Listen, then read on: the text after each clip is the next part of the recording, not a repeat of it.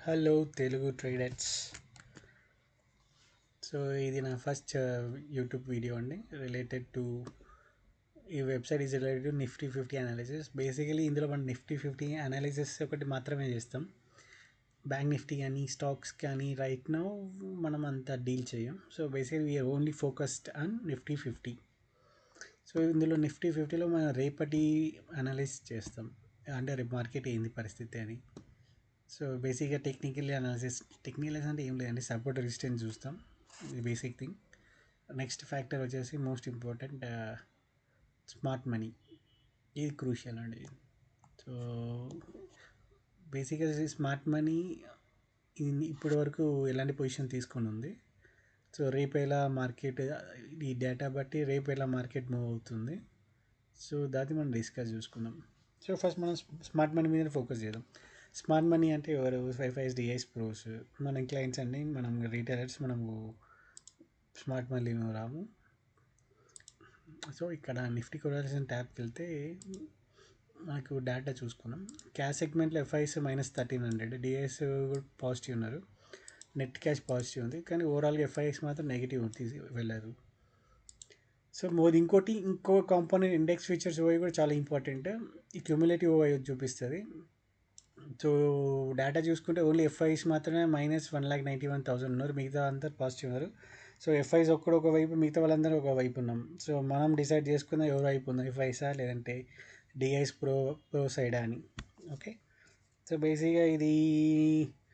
బేసిక్గా ఎఫ్ఐస్ నెగిటివ్ ఉన్నారు కాబట్టి లెట్స్ సీ. ఓకే, ఇక్కడ ఇంట్రెస్టింగ్ ఒకటి టూల్ ఉందండి, అది మీకు చూపిస్తాం. ఇక్కడ నిఫ్టీ అనాలిసిస్ స్మార్ట్ మీద క్లిక్ చేస్తే ఇది ఏం చేస్తా అంటే, జనరల్గా మనకు వచ్చే ఈఓడి రిపోర్ట్స్ ఈరోజు ఈవినింగ్ ఏవైతే రిలీజ్ చేసేది ఎన్ఎస్సి, దాన్ని బట్టే మనం రేపటికి ఆల్రెడీ మనం ప్రీ డిఫైన్గా అనుకుంటాం. ఫర్ ఎగ్జాంపుల్ ఈఓడి రిపోర్ట్స్లో ఎఫ్ఐఎస్లో పాజిటివ్ ఉన్నారంటే మనం రేపు గుడ్డిగా మార్కెట్ పాజిటివ్ ఉంటుందని, ఒకవేళ నెగిటివ్ ఉందంటే గుడ్డిగా నెగిటివ్ ఉంటుందని పొజిషన్ తీసుకొని ఉంటాం. కానీ చాలాసార్లు మనకు ఆ ట్రేడ్స్ రివర్స్ కొట్టి, స్టాప్ లాస్ కొట్టి లాస్ ఫేస్ చేయాల్సి వస్తుంది. చాలా సీనియర్స్ మనం ఫేస్ చేసాం. సో ఎందుకు మనం క్వశ్చన్ చేసుకున్నప్పుడు ఎందుకు ఇలా జరుగుతుంది అని కరెక్ట్గా చేసాము అనుకున్నప్పుడు మనకు ఆన్సర్స్ దొరకవు.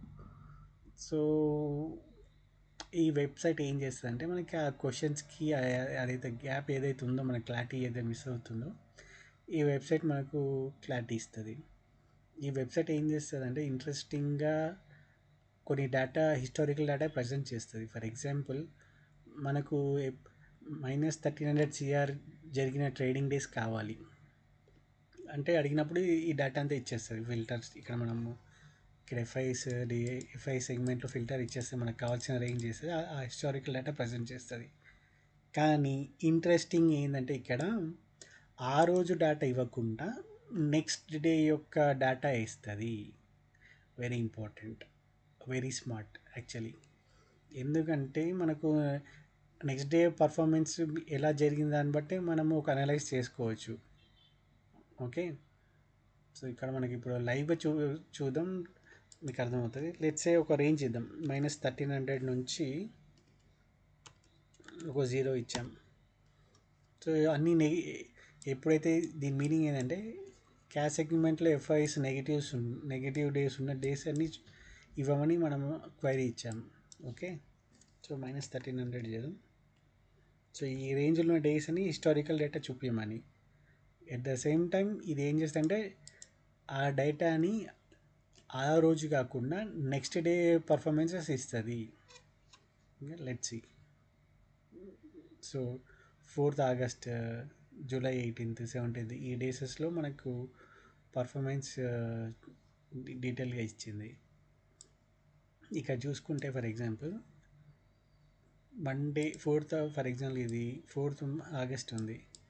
సో మనకు క్వైరీ ఏమి ఇచ్చామంటే, నెగిటివ్ సినారియో ఉన్నప్పుడు, అంటే యాక్చువల్గా ఇది డేటా నెగిటివ్, మనకు మండే రోజు నెగిటివ్ ఉందని కాదు.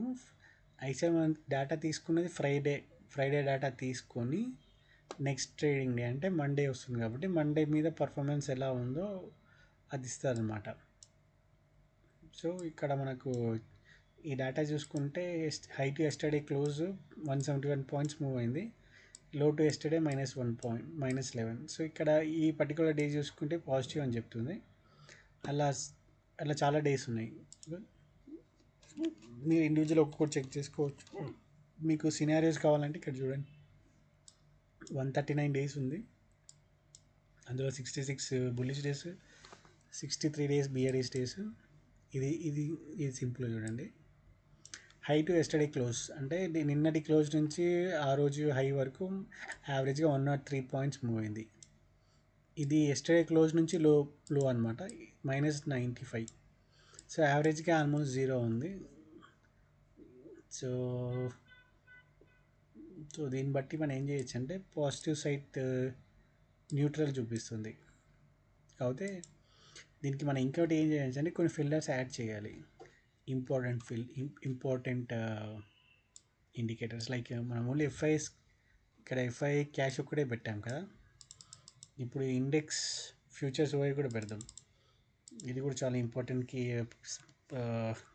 పాయింట్. ఇది మనం ఇక్కడ మైనస్ చూద్దాం, -50,000 నుంచి -2 లైక్ రేంజ్ ఇచ్చాము. సో ఇచ్చి చూస్తే చూడండి, ఇక్కడ బేరిష్గా కనపడుతుంది data. High to yesterday close చేసి 95, లో టు ఎస్టర్డే క్లోజ్ చేసి -107. సో కొంచెం నెగిటివ్ సైడ్ ఫేవరబుల్ ఉంది. క్లోజింగ్ కూడా యావరేజ్గా -24 ఉంది. సో మార్కెట్ నెగిటివ్ ఉందని చెబుతుంది. సో ఇన్ కేస్ ఇంకా కావాలంటే మనము కొన్ని ఫిల్టర్స్ ఉన్నాయి. ఫర్ ఎగ్జాంపుల్ రేపు గ్యాప్ అప్ ఓపెన్ అయ్యింది, okay, 50 points gap up open అయ్యింది. అప్పుడు సినారీ ఏమైంది చూద్దాం. అప్పుడు 20 డేస్ వచ్చిందండి, 5 డేస్ బులిష్, 11 డేస్. సో ఇది కంప్లీట్, ఇది కూడా బేరిష్ డేటా చెప్తుంది. In case market gap down అయ్యింది, లెట్స్ సే ఎన్ని -50 పాయింట్స్ వరకు గ్యాప్ డౌన్ అయ్యింది, ఓకే.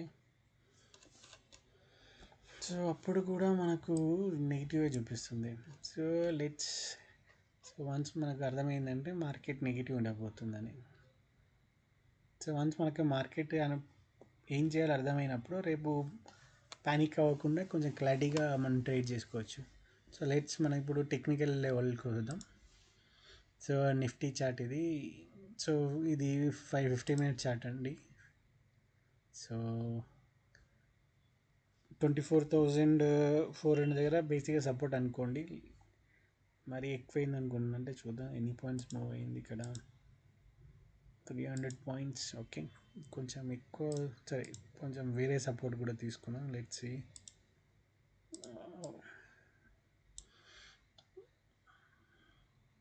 ఓకే, ఇది 24,500 ఒక ఇమీడియట్ సపోర్ట్ అనుకోండి.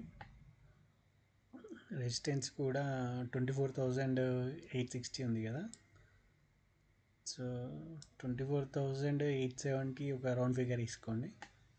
సో ఇప్పుడు మనకి ఏంటంటే మనకి ఆల్రెడీ స్మార్ట్ మనీ ప్రకారం మార్కెట్ నెగిటివ్ ఉండబోతుంది, స్లైట్లీ నెగిటివ్. సో ఇక్కడ మనం బేసిక్ ఫండమెంటల్ రూల్స్ అప్లై చేస్తున్నాం. లైక్ ఏంటంటే జనరల్గా మనం సపోర్ట్ ఉన్నప్పుడు బై చేస్తాం, ఓకే, రెసిస్టెన్స్లో షార్ట్ చేస్తాం, ఫైన్, బేసిక్ రూల్. సో మనము ఇక్కడ ఏం చేస్తామంటే ఎఫ్ఐఎస్ డేటా ఏం చెప్తుందంటే నెగిటివ్ సైడ్ తీసుకోమని చెప్తుంది. సో మనం గుడ్డిగా సపోర్ట్ లెవెల్లో తీసుకొని షార్ట్ చేయడం అంటే అది బ్లండర్ అవుద్ది. ఎప్పుడైనా సరే సపోర్ట్ లెవెల్ కాకుండా రెసిస్టెన్స్ లెవెల్లో షార్ట్ చేద్దాం, ఓకే.